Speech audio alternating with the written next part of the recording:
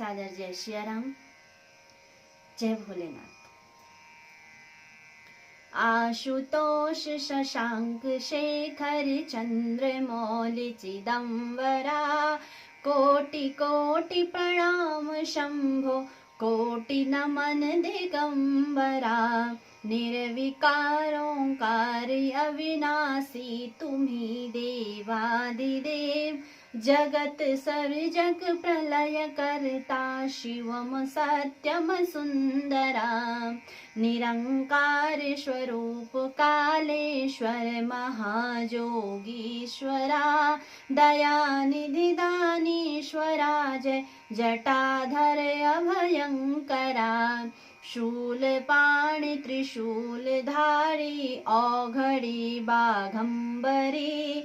जय महेश त्रिलोचनाया, विश्वनाथ विश्वंभरा।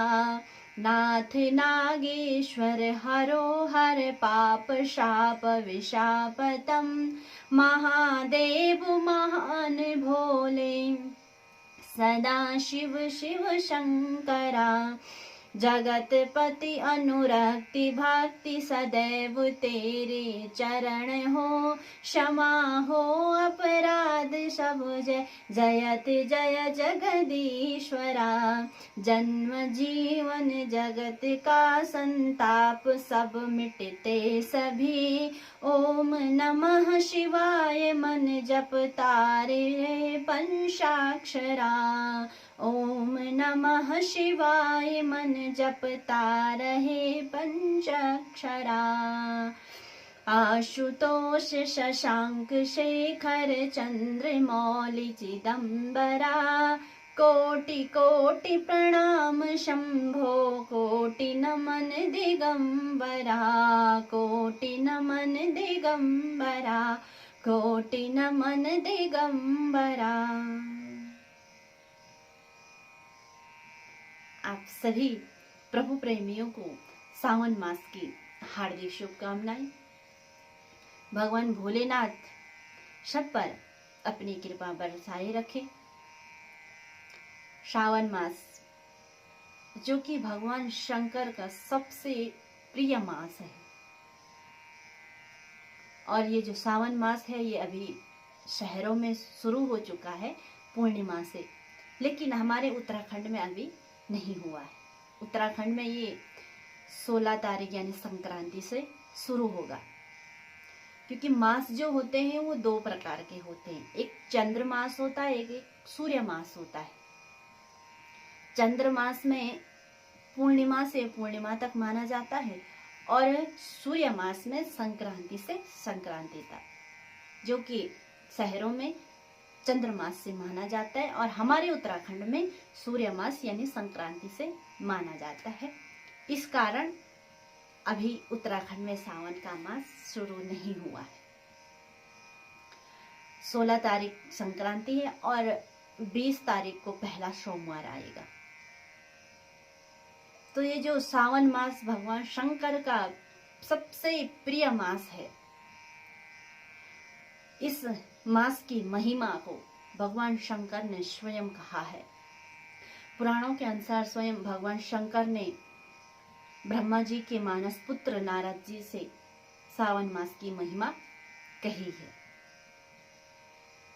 शिव जी ने कहा है कि उनके जो त्रिनेत्र हैं उनमें सूर्य दाहिनी तरफ है, और चंद्र बाईं तरफ है, और मध्य में अग्नि है। तो चंद्रमा की राशि कर्क है और सूर्य की राशि सिंह है, जिस कारण से जब सूर्य कर्क से सिंह राशि तक की यात्रा करते हैं तो यह जो काफी शुभ होता है।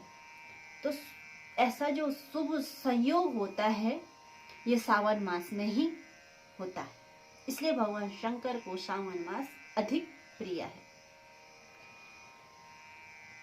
और पुराणों में ये भी कहा गया है कि सावन मास के सोमवार के व्रत जो करता है, जो भी व्यक्ति करता है, स्त्री पुरुष कोई भी, तो उन्हें साल भर के जितने भी सोमवार आते हैं सभी सोमवार का फल सावन मास के सोमवार के व्रत करने से मिलता है।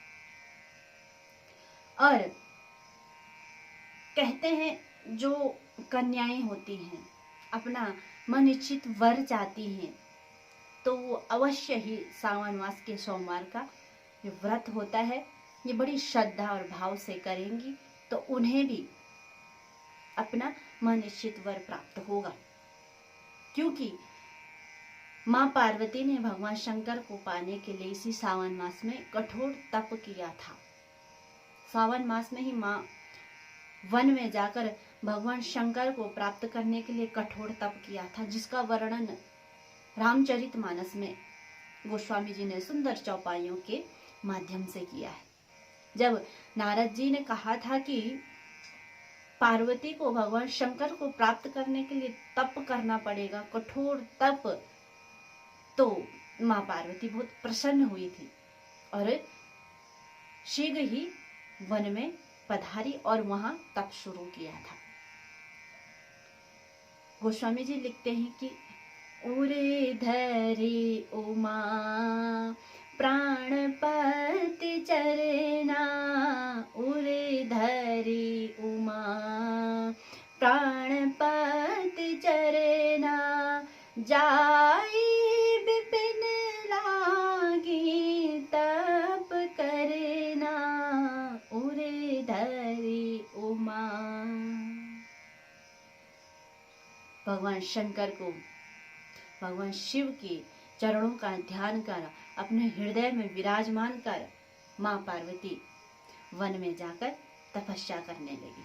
तो इसी कारण जो कन्याएं या जिनके विवाह में परेशानियां आती हैं तो वो भी इस सावन मास में अगर सभी सोमवारों का व्रत करते हैं तो उनकी इच्छा अवश्य भगवान शंकर पूर्ण करते और सदैव अपनी कृपा बनाए रखते हैं।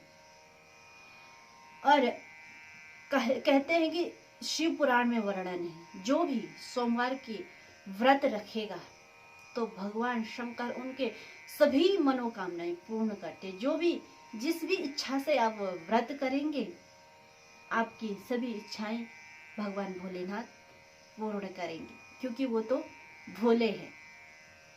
और भगवान शंकर को सबसे प्रिय है जल, बेलपत्र, धतूरा, भांग, भस्म।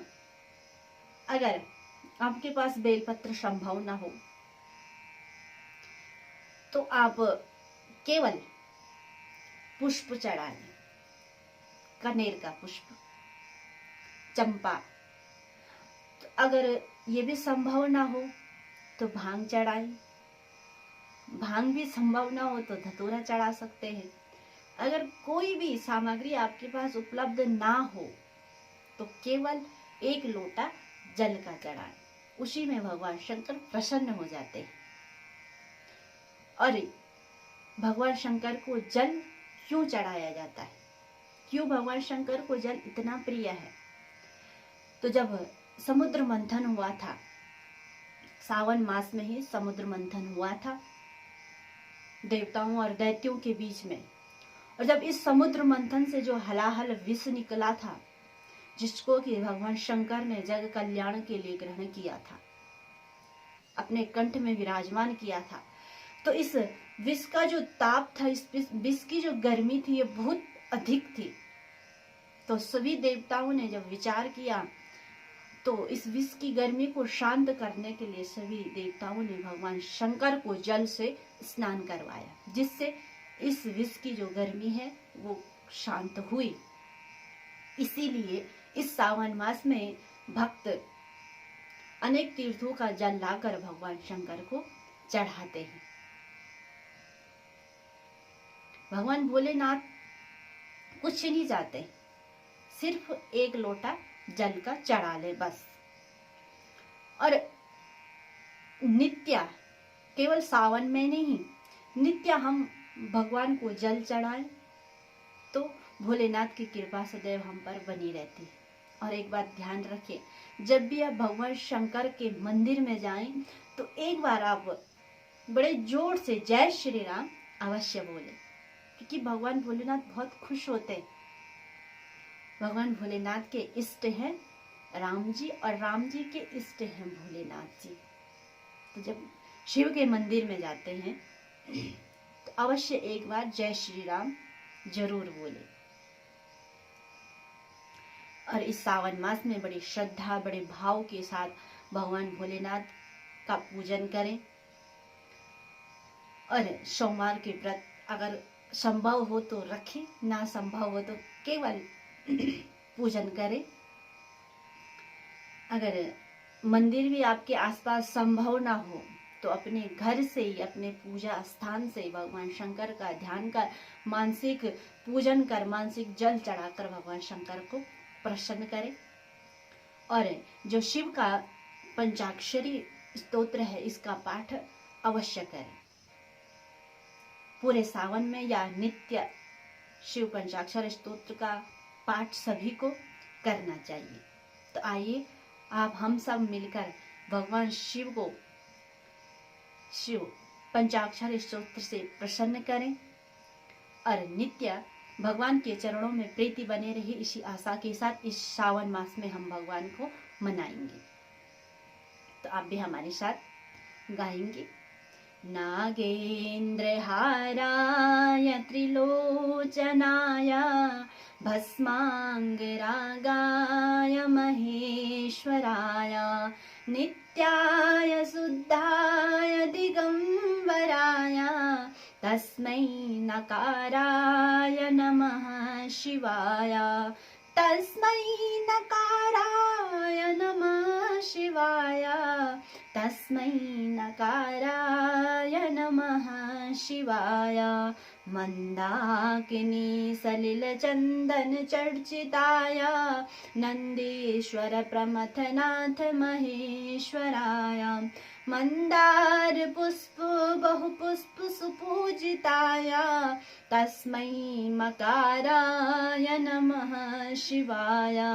शिवाय गौरी वदनाब्जविंद सूर्याय दक्षाध्वरनाशिकाय श्रीनीलकंठाय वृषध्वजाय तस्मै शिकाराय नमः शिवाय।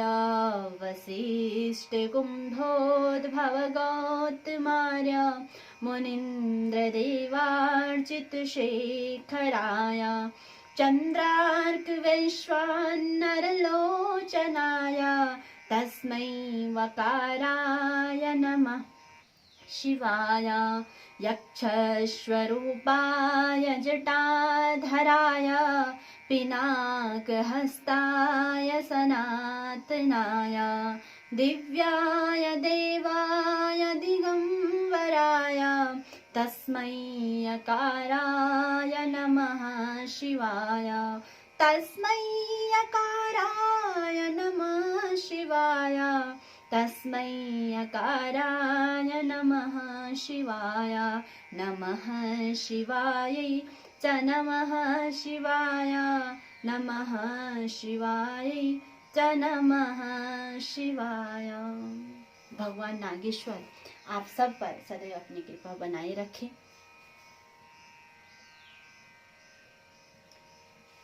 जय भोलेनाथ।